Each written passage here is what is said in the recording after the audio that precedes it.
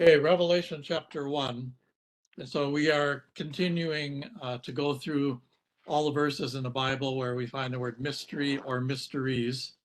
So today we come to the 24th time, 24th verse where we find one of those words. 20 of the 24 are in Paul's epistles, but the verse that we will be looking at tonight is in Revelation chapter 1 and verse 20. So again, as we have been doing, we will take a few minutes and look at the context of the verse. But also I want to make some general comments about the book of Revelation. So let's start with some general comments first.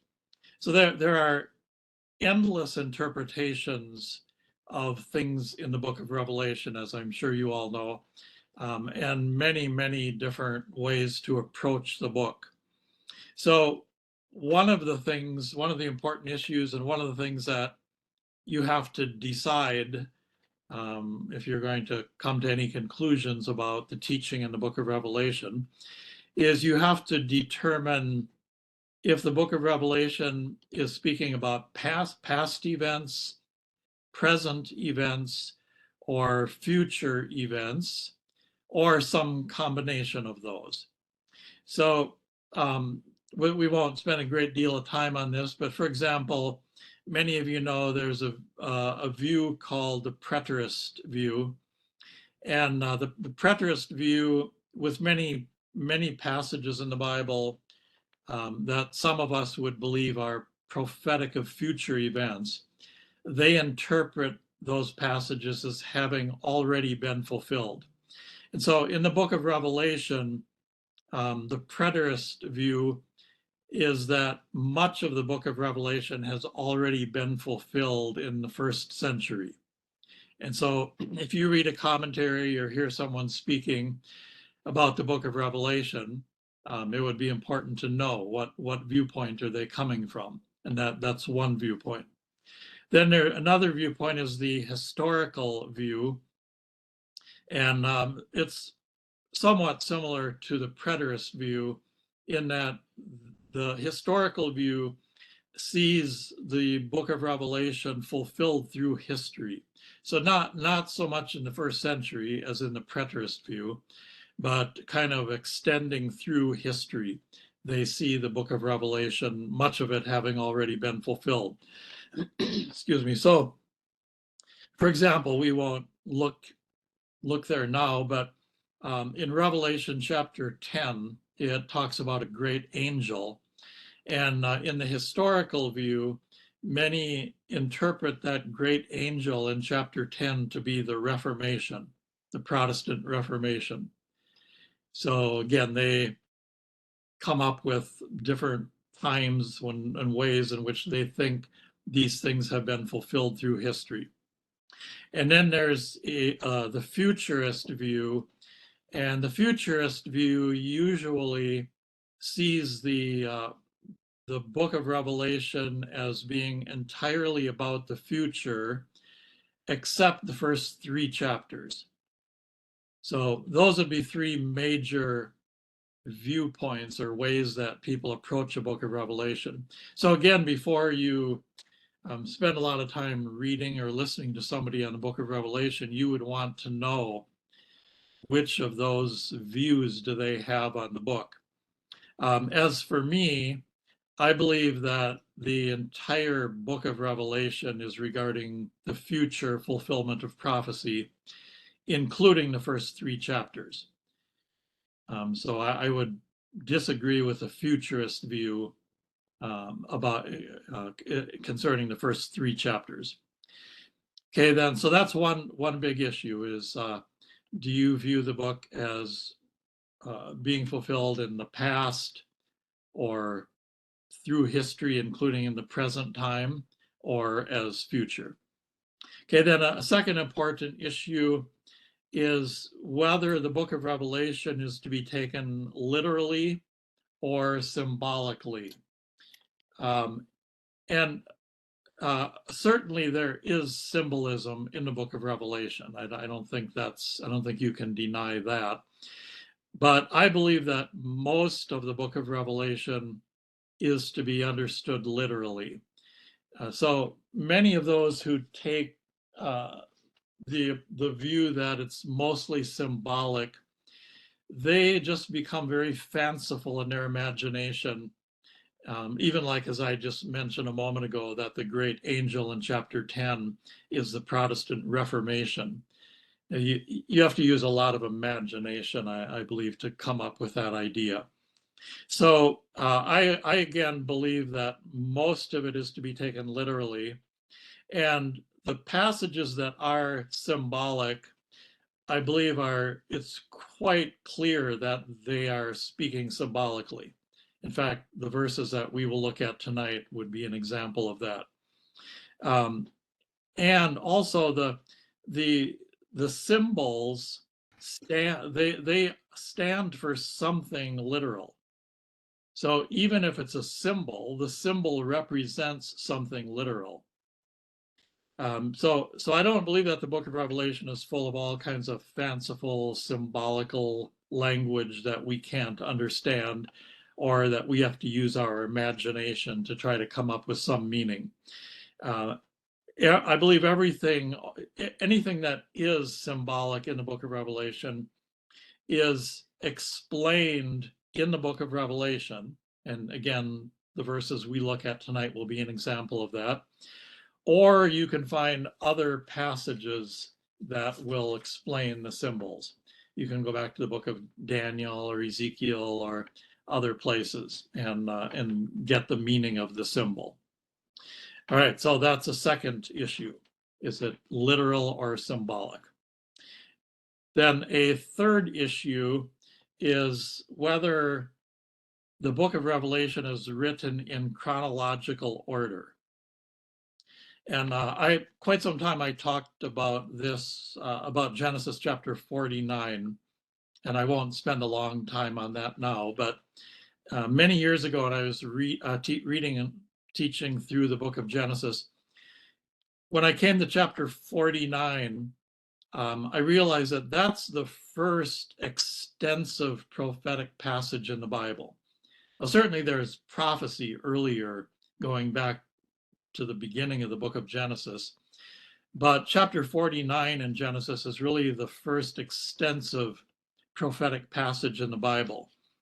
And as I studied that chapter, I saw two things. One is that the prophecy in that chapter has an historical fulfillment. So you can trace the fulfillment of the things in Genesis 49 through the Old Testament. So as you study through that, you can say, well, this was fulfilled in the book of Judges, this was fulfilled in the book of First Kings, and so forth. So there's an historical fulfillment of it. But then there's also a future prophetic fulfillment of it. And that helped me a great deal to note that, because that's very common with Old Testament prophecy. For example, there are a number of passages in the Old Testament that clearly are prophetic of the Babylonian captivity, which for us is now hundreds of years in the past. But those same passages also are clearly prophetic of a future time when Israel will be taken captive. So it's very common that passages in the Old Testament will have a double fulfillment. One that for us now is past history, and then another one that is yet future. And then a second thing that I noticed as I was studying through Genesis 49 is that as you begin to go through the chapter, you will find, for example, this is fulfilled in the book of Judges, and this is in First Samuel, this in Second Samuel. And then all of a sudden you're talking about things that are in the millennial kingdom. And then as you go on to the next verse, you circle back to something near the beginning again.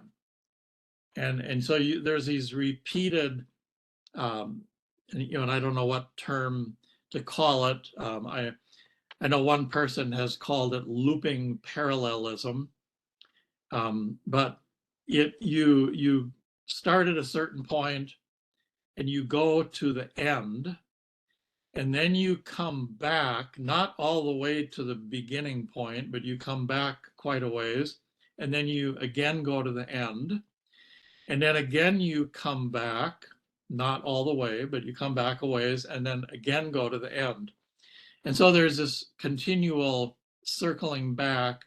And as you do that, you zero in on the end more and more. And so as I saw that in Genesis 49, it occurred to me that, again, that being the first extensive prophetic passage in the Bible, that may be one of the things God may be doing in that chapter is revealing to us the pattern of how he reveals prophecy in the Bible. And so once I thought of that, I found that that's very, very true. For example, clearly the book of Daniel follows that pattern of starting at a certain point and going all the way to the end, and then come back and again go to the end, and so forth. And so also the book of Revelation, I believe, clearly follows that pattern.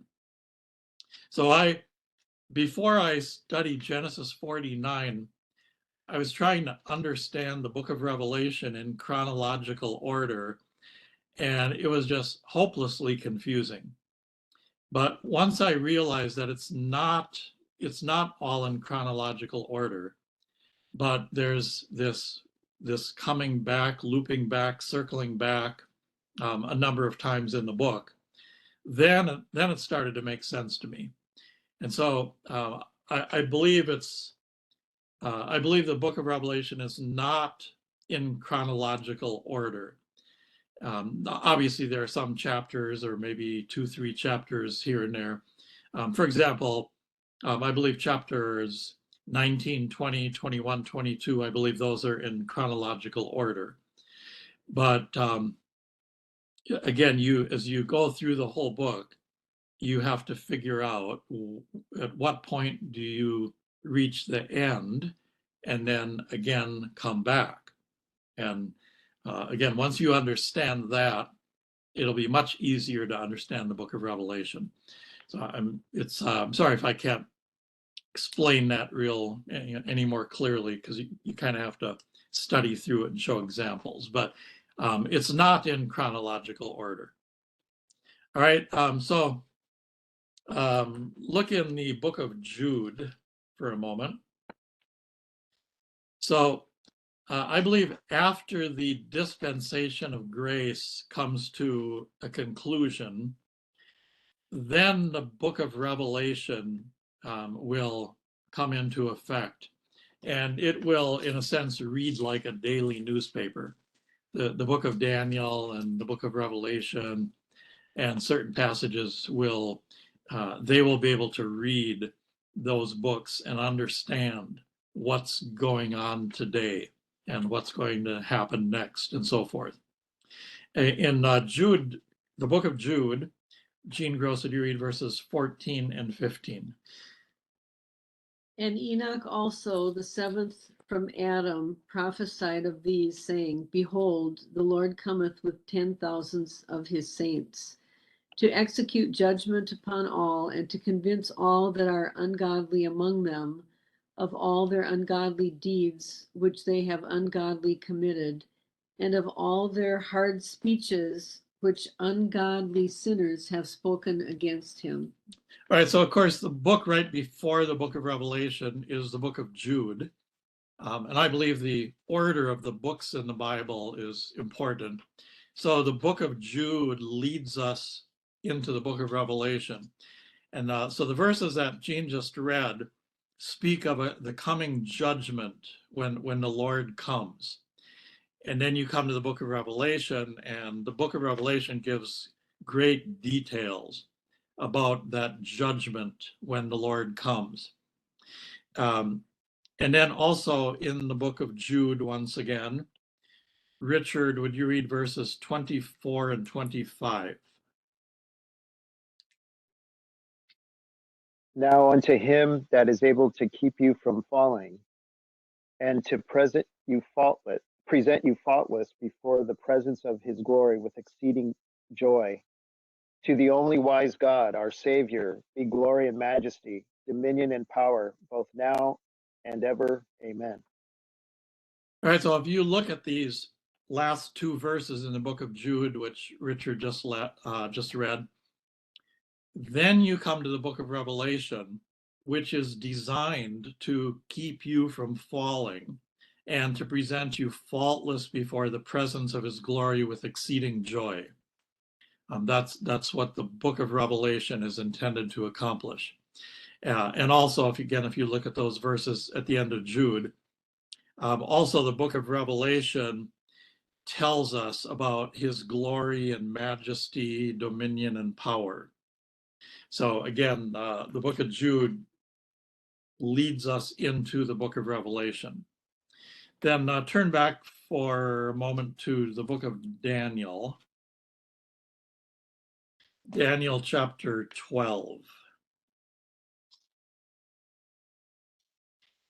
And so this is the last chapter in the book of Daniel. And so notice what Daniel writes in this last chapter. So Daniel chapter 12 and beginning in verse 4.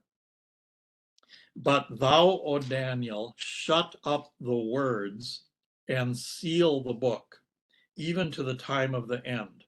Many shall run to and fro, and knowledge shall be increased. Then I, Daniel, looked, and behold, there stood other two, the one on this side of the bank of the river, and the other on that side of the bank of the river. And one said to the man clothed in linen, which was upon the waters of the river, how long shall it be to the end of these wonders? And I heard the man clothed in linen, which was upon the waters of the river, when he held up his right hand and his left hand into heaven, and swear by him that liveth forever, that it shall be for a time, times, and an half. And when he shall have accomplished to scatter the power of the holy people, all these things shall be finished. And I heard, but I understood not. Then said I, O my Lord, what shall be the end of these things? And he said, go thy way, Daniel, for the words are closed up and sealed till the time of the end. Many shall be purified and made white and tried, but the wicked shall do wickedly, and none of the wicked shall understand, but the wise shall understand. So in this last chapter of the book of Daniel, Daniel speaks of the words being sealed up, and the book sealed even to the time of the end. So the book of Revelation opens these words that were shut up here in the book of Daniel, and it unseals the book that was sealed when Daniel wrote this. And if you notice in verse 10, it says, the wicked shall do wickedly. And the book of Revelation gives us great details about the wicked doing wickedly. We won't turn back and spend time looking at this today, but in Leviticus chapter 26, that's a very important and interesting chapter, because in Leviticus 26, God warns the nation of Israel about 5 courses of judgment that will come upon them.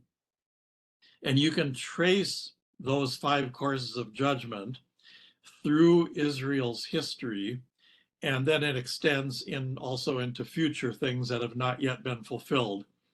So the book of Revelation concerns the 5th of those 5 courses of judgment. And that 5th course of judgment has 5 parts to it. And the book of Revelation, again, gives the details of all of that. Many of these things that that the book of Revelation speaks about will be fulfilled in the last 3.5 years of the 70th week mentioned in Daniel chapter 9. So that's one of the things that there's a lot that Daniel didn't understand about that, because the words were shut up, the book was sealed at that time. But the book of Revelation, again, opens up, unseals those things, and gives the details that were not revealed to Daniel. So again, Daniel was told, as I just read, that the words are closed up and sealed till the time of the end.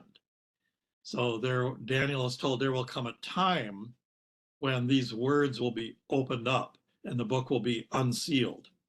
And also notice how Daniel says in the end of verse 4, Daniel talks about knowledge being increased.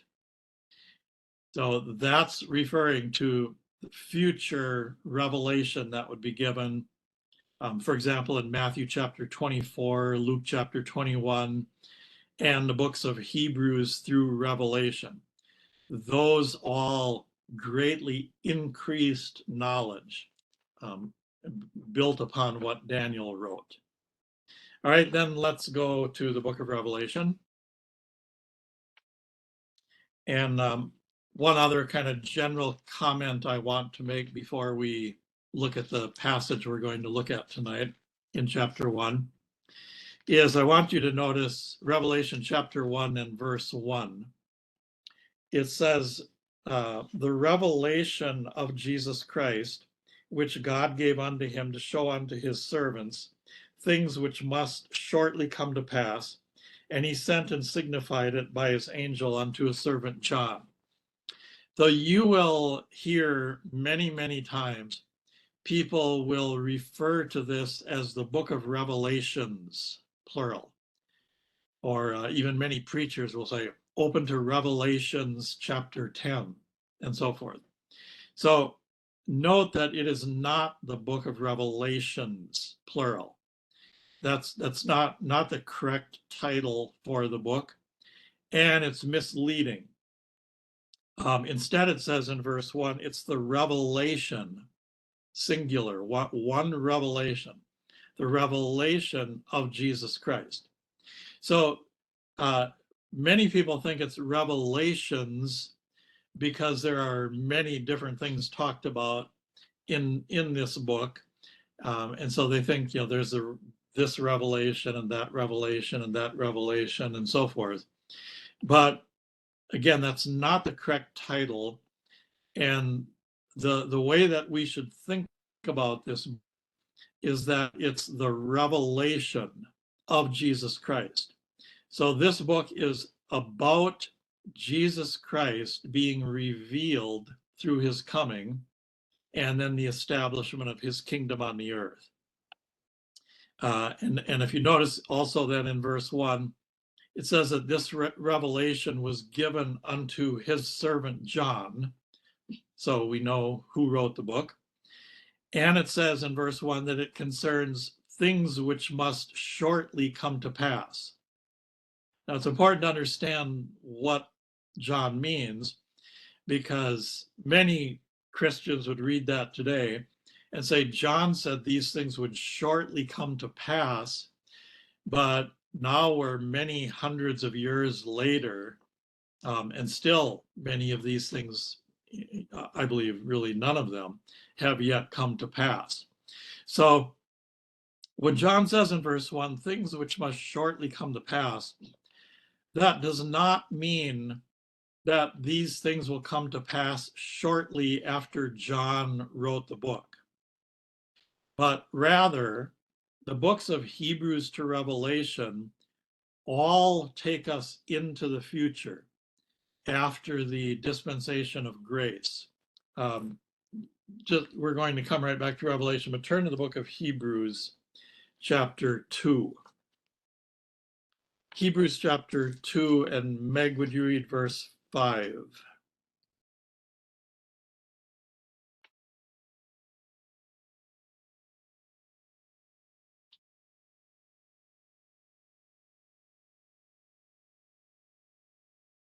Hebrews 2:5. For unto the angels hath he not put in subjection the world to come, whereof we speak. So what is the book of Hebrews speaking about? He plainly tells us here that he's speaking about the world to come. So he's not talking about this present dispensation of grace, but he's speaking about the world to come. And that's the books of Hebrews to Revelation are all concerning the world to come. So when John writes in Revelation chapter 1, verse 1, things which must shortly come to pass, the point is, once the dispensation of grace ends and we come into that future time of the fulfillment of prophecy, then these things will shortly come to pass. So once the fulfillment of these things begins, it's not going to be thousands or hundreds of years before all of these things are fulfilled. Once they begin to be fulfilled, they will be fulfilled quickly or shortly. All right, then let's look at the passage, the verse that we want to look at tonight, and again, getting the context of it a bit. So Revelation chapter 1, and Han Hui, would you read verse 18?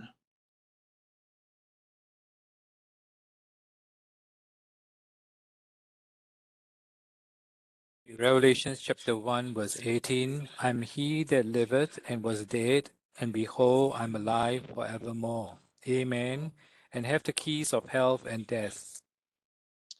Okay, we will in a moment go a little earlier in the passage, but in verse 18, John says that he heard a voice saying, I am he that liveth and was dead, and behold, I am alive forevermore. Amen.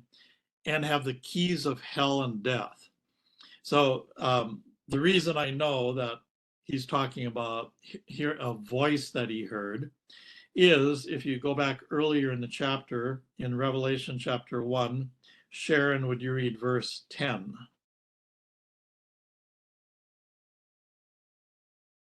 I was in the Spirit on the Lord's day and heard behind me a great voice as of a trumpet. All right, so beginning in verse 10, John says, I heard a great voice. And then he goes on and tells us what this voice said. And in fact, as you might already have figured out, it's the voice of Jesus Christ. And so in verse 18, again, the voice says, I am he that liveth and was dead. So, of course, that's referring to his death on the cross, followed by his resurrection from the dead. So and then he says, I am alive forevermore. So he died on the cross, rose from the dead, and he's not only alive at that time or now, but forevermore. We're going to come right back to Revelation, but turn to the book of Daniel again, and this time chapter 4 in the book of Daniel. And we could look at a number of passages in the Bible where you find this statement about living forevermore, and in reference to Jesus Christ. So we again could read a number of verses, but we'll just read this one. In Daniel chapter 4, Dick, would you read verse 34? Okay, Daniel 4, let me get down there to it. 4:34. And at the end of the days, I, Nebuchadnezzar, lifted up mine eyes unto heaven, and mine understanding returned unto me, and I blessed the Most High, and I praised and honored him that liveth forever, whose dominion is an everlasting dominion, and his kingdom is from generation to generation. So the one who says in Revelation chapter 1, I am alive forevermore, is the same one that Nebuchadnezzar became aware of here in Daniel 4:34, where it says, him that liveth forever. And so again, that's Jesus Christ. And also verse 34, notice that it says his kingdom is from generation to generation. And of course, we will learn more about that as we read the book of Revelation. So the context, you can then go back to Revelation chapter 1. So the context in the book of Daniel and in the book of Revelation is the coming kingdom on earth. And so then again in Revelation chapter 1 and verse 18, the voice also says, and have the keys of hell and of death. So the keys, and there are a number of passages in the Bible where it talks about a key or keys. And keys represent power and authority. So Christ has the power and authority over hell and over death. So he can send people into hell and into death, or he can raise them out of hell or out of death. All right, then Revelation chapter 1, and Dennis, would you read verse 19?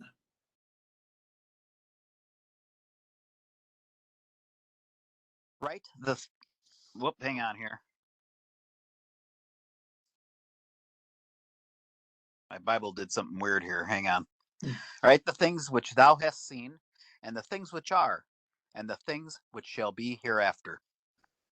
All right, so in the book of Revelation, he says, first of all, in verse 19, write the things which thou hast seen. So in the book of Revelation, John wrote the things which thou hast seen. And so what is he referring to? What are the thing in verse 19?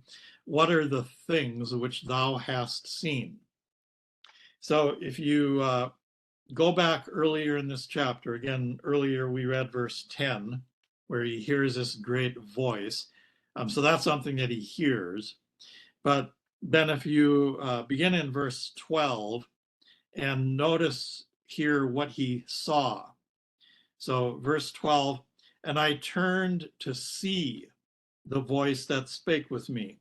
And being turned, I saw 7 golden candlesticks. And in the midst of the 7 candlesticks, one like unto the Son of Man, clothed with a garment down to the foot, and girt about the paps with a golden girdle. His head and his hairs were white like wool, as white as snow, and his eyes were as a flame of fire, and his feet like unto fine brass, as if they burned in a furnace, and his voice as the sound of many waters. And he had in his right hand 7 stars, and out of his mouth went a sharp 2-edged sword, and his countenance was as the sun shineth in his strength. And when I saw him, I fell at his feet as dead, and he laid his right hand upon me, saying unto me, fear not, I am the first and the last. So in verse 19, where John is told, write the things which thou hast seen, John then wrote those things in verses 12 through 17. Then in verse 9, he's told to write, and the things which are. 19. So, what did I say? 9. 19, I'm sorry. In verse 19, and he's also told to write, and the things which are. So what are the things which are? He's referring there to the things regarding the 7 churches in Revelation chapter 2 and 3. Those are the things which are. And again, we're in that future time frame of the book of Revelation. And then finally in verse 19, he's told to write the things which shall be hereafter. And that refers to the things that he wrote in Revelation chapter 4 through 22, to the end of the book. Those are the things which shall be hereafter. So, for example, look in Revelation chapter 4. Revelation chapter 4, and would Dan or Laura read verse 1?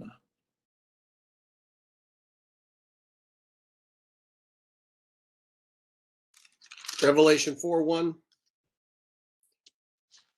After this I looked, and behold, a door was opened in heaven, and the first voice which I heard was as it were of a trumpet talking with me, which said, Come up hither, and I will show thee things which must be hereafter. All right, so he says, I will show thee things which must be hereafter. And then he writes chapters 4 through 22. So back in Revelation chapter 1 and verse 19, again, this verse gives us it tells us what things are written in the book of Revelation, and it gives us a very simple, general three-part outline of the book. The things which thou hast seen are in chapter 1 verses, we could say in chapter 1, but clearly in 12 through 17. And then the things which are Revelation chapters 2 and 3. And then the things which shall be hereafter are chapters 4 through the end of the book.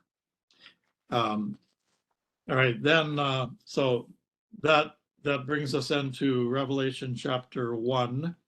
And would Tim or Jean read verse 20? Revelation 1, verse 20. The mystery of the 7 stars, which thou sawest in my right hand, and the 7 golden lampstands. The 7 stars are the angels of the 7 churches, and the 7 lampstands, which thou sawest, are the 7 churches. All right, so in verse 20, this is why we're looking at this passage today, because in verse 20 you see the word mystery, and specifically in verse 20 it's the mystery of the 7 stars and the mystery of the 7 golden candlesticks. So once again, as I've been emphasizing each week, it's important to remember that the word mystery does not mean something strange or mysterious. So when he uses that word in verse 20, he's not saying, here's something strange or mysterious about these things. So there's something in verse 20, there's something about the 7 stars that was not previously known, but now it's revealed in this book. So if you look back in earlier in the chapter, Revelation chapter 1, and Sally, would you read verse 16? And he had in his right hand 7 stars, and out of his mouth went a sharp 2-edged sword, and his countenance was as the sun shineth in his strength. Okay, so John saw the 7 stars, it says, in my right hand. And then also in chapter 1, would Bonsinger Joyce read verse 12? Turned to see the voice that spake with me. And being turned, I saw 7 golden candlesticks. Right, so in verse 12, John saw the 7 golden candlesticks. So we don't have to guess at what is revealed in this mystery about the 7 stars and the 7 golden candlesticks, because John is immediately told in verse 20, the 7 stars are the angels of the 7 churches, and the 7 candlesticks which thou sawest are the 7 churches. So the 7 stars in the Lord's right hand represent the angels of the 7 churches. And the 7 candlesticks, which John saw in verse 12, represent the 7 churches. And then that leads us into chapters 2 and 3. So, for example, chapter 2, and Akun, would you read verse 1? Revelation chapter 2 and verse 1, if you're in a position to be able to read. Yes. Unto the angel of the church of Ephesus write, these things saith he that holdeth the 7 stars in his right hand, who walketh in the midst of the 7 golden candlesticks. Okay, so, and then again, that takes care of what he's talking about in chapters 2 and 3. So that this mystery at the end of chapter 1 leads into us being able to understand chapters 2 and 3. So obviously, again, looking at chapter 1 and verse 20, obviously there's a reason for verses 12 and 16 speaking of candlesticks and stars, rather than why didn't he just say right away in verses 12 and verse 16, why didn't he just say, I saw the angels of the 7 churches and I saw the 7 churches? Why instead does he say, I saw stars and I saw golden candlesticks? So again, there has to be a reason for that. So first of all, in verse 12, John saw 7 golden candlesticks. All right, so 7 is a number of perfection or fullness or completion in the Bible. And the book of Revelation, of course, brings all of prophecy in the Bible to a perfect fulfillment. All things are brought to completion in the book of Revelation. And then he says 7 golden candlesticks. Gold in the Bible speaks of a king. And the book of Revelation, of course, is all about, it's the revelation of Jesus Christ, returning to the earth to reign as king. And so John, when we talk about are things literal or symbolic, in verse 12, John literally saw 7 golden candlesticks in heaven. And then in verse 20, it's revealed to him that these 7 golden candlesticks represent the 7 churches on earth mentioned in chapters 2 and 3. So what's the significance of the candlesticks? Again, we'll come right back, but turn over to Matthew chapter 5. Matthew chapter 5.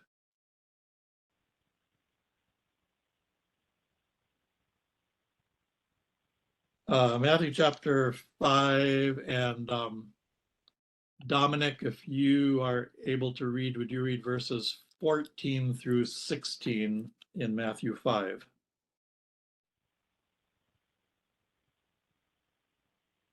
The light of the world, a city that is set on an hill cannot be hid. Neither do men light a candle and put it under a bushel, but on a candlestick, and it giveth light unto all that are in the house. Let your light so shine before men that they may see your good works and glorify your Father which is in heaven. All right, so the significance of the candlesticks in Revelation chapter 1, representing churches, can be seen here in these verses that Dominic just read. So these churches in Revelation chapter 2 and 3, they are to be lights. They're not to be put under a bushel, but they're to be on a candlestick. Okay, then go back again to Revelation chapter 1. Then in Revelation chapter 1 and verse 16, John saw 7 stars in the Lord's right hand. So again, there you have the number 7, as mentioned, representing completeness, fulfillment.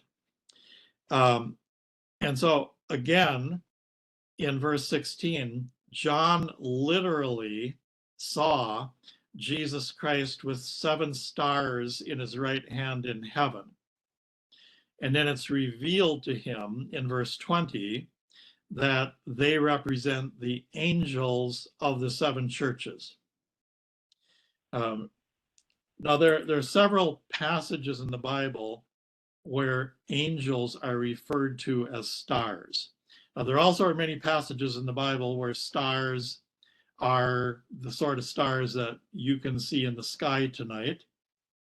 But there are passages where stars are angels in the Bible. So a couple examples, turn to the book of Job, chapter 38. Job chapter 38.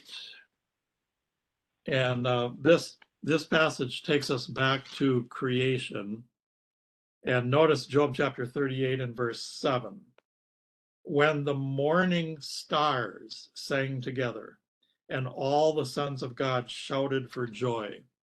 So this passage tells us that when God created the heaven and the earth, the angels had already been created, and they were watching him, and they sang together and shouted for joy. So that's a passage where the stars are referring to angels. And then one more in the book of Revelation, chapter 12. Revelation chapter 12 and verse 4. And his tail drew the 3rd part of the stars of heaven, and did cast them to the earth. And the dragon stood before the woman which was ready to be delivered, for to devour her child as soon as it was born. So the 3rd part of the stars of heaven in this verse that are cast to the earth, these again are angels. In this case, it's the fallen angels that followed Satan. So again, there are a number of passages in the Bible where stars are the kind of stars that you and I can see at night when we look up, but there also are passages where stars are angels. And so in Revelation chapter 1 and verse 20 again, he says the 7 stars are the angels of the churches. And so what's the beyond what we've already talked about, and we'll wrap it up here in a couple minutes for today. But beyond what we've already talked about, what's the significance of referring to angels as stars in this passage and other places in the Bible? And I believe at least part of the significance of that is that the very structure of the universe is it's structured in a way that is doctrinally meaningful. So God didn't create the heaven and the earth just randomly kind of think, oh, this would be cool, and this would look nice here, and so forth. But he structured the universe again in a way that teaches and represents doctrine. So, for example, look in the book of Malachi, chapter 4 and verse 2. But unto you that fear my name shall the Son of Righteousness arise with healing in his wings, and ye shall go forth and grow up as calves of the stall. So he's speaking here prophetically about the second coming of Christ. But notice the word son in verse 2 is not S-O-N, but it's S-U-N. And there are other places in the Bible where Christ is spoken of in terms of the Son, S-U-N. And then angels, again, as we've talked about, are referred to sometimes as stars. And so, all of that, again, the design of everything in the universe is very precise, and it's according to doctrine, according to doctrinal truth. Now, of course, it's been marred by sin at this time, but in God's original creation. So then back to Revelation chapter 1, and we'll wrap it up here in just a moment. So Revelation chapter 1, and again in verse 16, it says, and he had in his right hand 7 stars. So we talked about 7 and we talked about stars. Then it says they're in his right hand. So the right hand in the Bible symbolizes power and authority. So the angels of the 7 churches are given a position of power and authority over these churches. All right, so that's we'll conclude there for today. So thank you all very much. Thank you, Dan. Good night, Jean. Good night, everyone. Good night, Meg. Good night. Bye.